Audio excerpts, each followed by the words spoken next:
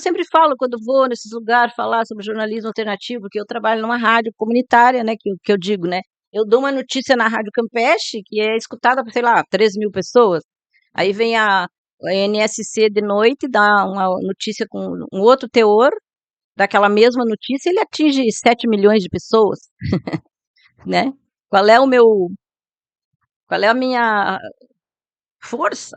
Zero, Qual que é o nosso poder, né, né? perante isso? É. Agora que Então, tu deu esse exemplo, eu lembro de um exemplo que eu costumava dar em sala de aula, que é bom, eles sempre perguntavam, né, por que que se a filosofia é para se ensinar o pensamento crítico, por que que eu não conseguia? E não, por que que em última instância a gente ainda tinha um senso comum? hum, E a comparação que fazer era mais ou menos essa, bom, mas eu tô só 45 minutos com vocês. O resto é. do dia, o resto da semana, vocês estão escutando o que exatamente? E uma das críticas, inclusive, que eu faço a esse movimento que tem aí da FENAGE, da FNDC, Intervozes, democratizar a comunicação. O que que é isso, democratizar a comunicação? É a gente ter mais espaço na mídia hegemônica? Tá,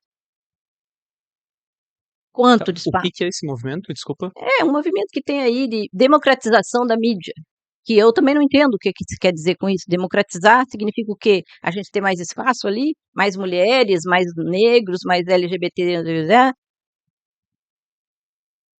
Mas em que medida? Em que controlamos? Não controlamos, né?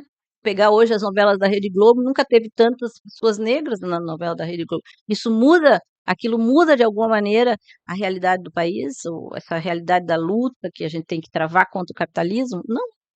A gente apresenta muitas vezes uma família que está integrada nesse contexto, né? Então não é uma coisa crítica. Então a gente defende soberania comunicacional, que é diferente da democracia. Soberania comunicacional é nós controlando os meios. É um conceito que vem lá da Venezuela, né? Mas explica mais o que que seria isso. É a gente controlar, por exemplo, eu não quero democratizar a Globo, eu quero a Globo para mim.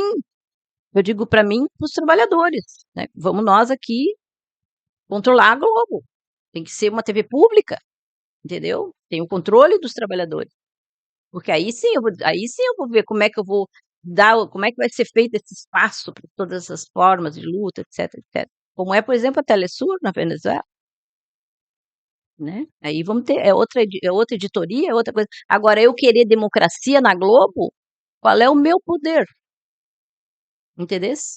Essa é a discussão que a gente trava entre a categoria, digamos, né? Com os próprios jornalistas, que é muito difícil. Como Porque que, esse pessoal ainda está nessa ideia de democratizar. Democratizar quando a gente estava na ditadura. E aí não tinha nem, a gente não tinha voz nenhuma. Então aí vamos lutar pela democratização, mas não tem mais ditadura desde 84. Então agora não é mais democratizar, agora é soberania. É a gente tomar conta desses meios, entendeu? Não a Igreja Universal, não o Roberto Marinho.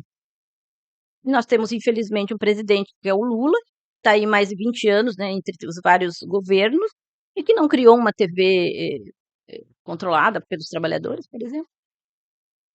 como que funciona? Explica para o público mais geral, como que funciona o fato de que tem que ser uma concessão à TV e à rádio? Por que que tem que ser uma concessão? E porque mesmo sendo uma concessão, ela está na mão de pequenos grupos econômicos Então, contrastando. qual é a diferença entre o jornal, a TV e o rádio? O jornal, tu pode ser qualquer pessoa, vai lá e faz um jornal, é privado. Tu tem teu dinheiro, vai lá e manda imprimir. A TV e o rádio, elas estão ocupando as ondas. Esse espectro aqui que é público. Então eu não posso ir ali e criar uma televisão, criar um rádio sozinho, porque eu estou usando espaço público. Então por isso que tem que ter a concessão, e essa concessão tem que estar na mão do Estado.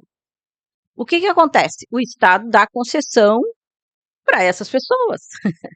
Nós tivemos, por exemplo, não sei se foi no primeiro ou no segundo governo Lula, em que estava se encerrando a concessão da Globo, que era de 249 mil anos, estava se encerrando, ou seja, era um momento único para tirar a concessão da Globo. O que que o Lula fez? Manteve, automaticamente. Essas emissoras, elas não prestam contas a nada. Essas concessões são renovadas automaticamente. A Rádio Campeche, aqui, aquela minha, que tem 3.000 ouvintes, e olha lá, nós estamos numa batalha para conseguir renovar nossa concessão. Não sei se a gente vai conseguir. Tá entendendo? É uma batalha burocrática tão imensa, tão perversa, que é assim, fica quase impossível existir uma rádio comunitária, de verdade, comunitária, legalizada, é impossível quase. Precisa mover 500 montanhas, e esses caras não, eles ganham as concessões assim, ó. Como é que um governo dá uma concessão para uma igreja? Como é que um estado laico dá uma concessão para uma igreja? Como é que por exemplo, quando aconteceu, talvez vocês jovens não se lembrem, mas quando o Chaves fechou uma televisão lá na Venezuela, foi uma polêmica mundial, que aí começou a dizer que o Chaves era ditador, que ele fechou uma televisão. O que ele fez? Ele aplicou a lei. Na hora da concessão daquela televisão, ele foi lá ver se aquela televisão estava cumprindo com a lei. Não estava. Ele fechou. O que que diz a legislação no Não, ele Brasil? tem que cumprir uma série de coisas, tem que ter programas educacionais, culturais, ele tem um monte de coisa ali. Pega a lei, vai ver, que é uma lei furada, né, como quase tudo no Brasil. O cara não cumpre metade, entendesse? E elas são renovadas. Então, assim, política, a decisão é política. E nós que vivemos todos esses governos ditos dos trabalhadores, não avançamos 1 milímetro nisso. 1 milímetro. Deixou-se passar um momento único, que era aquele momento de rever a concessão. Não, entende? Pelo contrário, talvez eu acho que se a gente fizer um balanço das últimas décadas, eu acho que a gente perdeu mais coisas. Agora Eu tô deixo essa tu pesquisar aí. tô lembrando do caso recente daquela emissora bem reacionária, a Jovem Pan, que eu acho que ela conseguiu uma concessão pra TV também, né? Mesma coisa. Tudo bem, ó, não foi no governo Lula, eu acho que foi anterior, foi no governo Bolsonaro, mas não sei se está ainda com a concessão, agora eu tô na dúvida. Se fosse no do Lula, ganhava também. Porque é isso, é a classe dominante que domina, entende? E o Congresso Nacional né, referenda isso, entendeu? E então essas concessões são automáticas. Para essa gente, para nós, entendeu? Para tu ter a concessão da Rádio Campeche, nós estamos há 2 anos. Manda documento, não, não dá. Manda outro documento, não, não dá. Manda outro documento. Não sei se vai sair, entendeu? E esses caras não é automático. Então, assim, Tu deu o contra-exemplo da Telesur. hum. Conta sobre a Telesur. Hugo Chávez, quando ele assumiu o governo com uma pegada diferente, né? Que ele criou, ele percorreu o país inteiro, criou discussões, debates no país inteiro para construir uma lei de comunicação. Que foi, acho que foi em 2010 que essa lei foi aprovada. E eles construíram uma lei de comunicação que não foi da cabeça do Chaves e nem dos deputados, foi uma lei construída nas comunidades, nas chamadas missões, aquela efervescência comunitária que foi os primeiros anos do governo Chaves. Foi construída essa lei, é talvez a lei mais legal que tem de comunicação. O Brasil, agora há pouco tempo, andou falando da lei da Argentina, que é uma porcaria, de é a lei da Argentina. Eles não falam da lei da Venezuela. Essa lei da Venezuela instituiu isso, que primeiro tinha que ser criado, como é que diz, emissoras de massa. O Chaves criou 3 emissoras de televisão de massa. Não é comunitária local, de massa. Pega em Zulia e pega na Isla Margarida. Entendeu? Então, é isso que é comunicação pública, comunitária. Numa dessas emissoras só passa produção que é produzida pelas comunidades. E as comunidades, e na lei está definido que cada comunidade tem um infocentro, que é um espaço que tem todos os equipamentos para que ela possa produzir. Tá entendendo? Então, assim, não é falso, como dizer assim, qualquer movimento pode produzir. Não! Qual movimento que tem dinheiro para comprar esse microfone, para comprar essa câmera, para comprar esse programa? Não tem.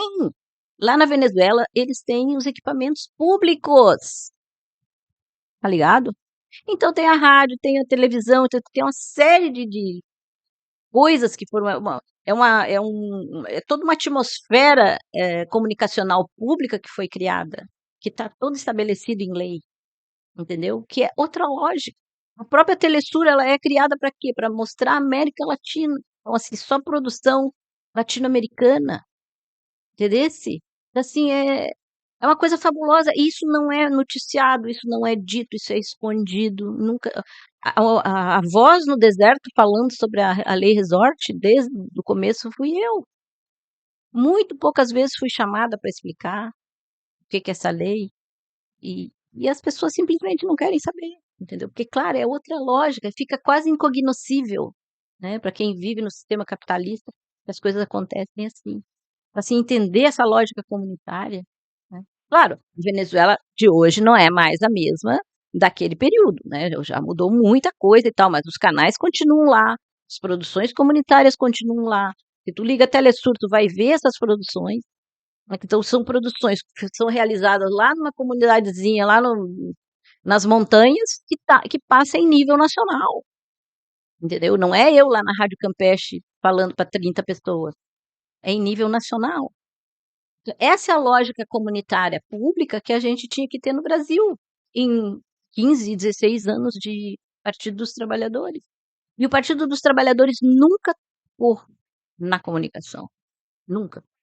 Tanto é que criou a TV Brasil, que foi criada justamente durante o período em que foi criada a Telesur, porque o Lula não quis trazer a Telesur para o Brasil. Porque naquela época, a Telesur era TV aberta, na Argentina, no Uruguai, em todos os países que estavam, né, na Bolívia, nos países que estavam naquele ascenso progressista, era um canal aberto. Tu ligava a tua televisão, fazia tac, tac, pegava a Telesur. E o Lula que não quis que fosse aberto.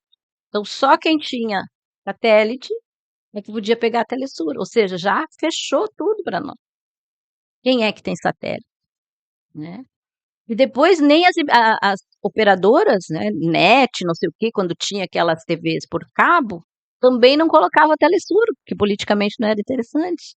Então, assim, o Lula sempre ficou atrás nessa questão da comunicação, entende? Uma decisão política do PT. Eu mesmo cansei de participar de eventos, de reuniões chamadas pelo próprio PT para discutir comunicação, e depois eu disse: nunca mais vou.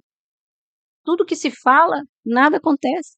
Tudo segue a mesma lógica do jornalismo, da comunicação, do mundo capitalista que a gente conhece. Então, assim, essas coisas não são discutidas, não são conhecidas, entendeu? Então as pessoas elas não sabem que pode ter, porque elas nunca ouviram falar.